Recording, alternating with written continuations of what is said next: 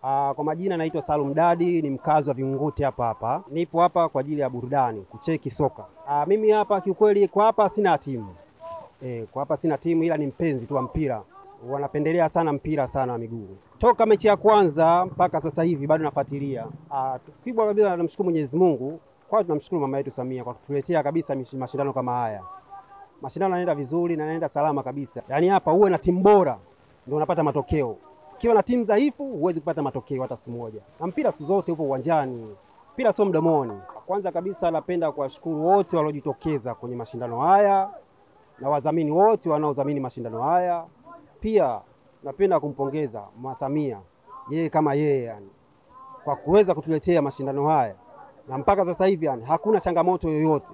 Hilo pia namshukuru kwa dhati.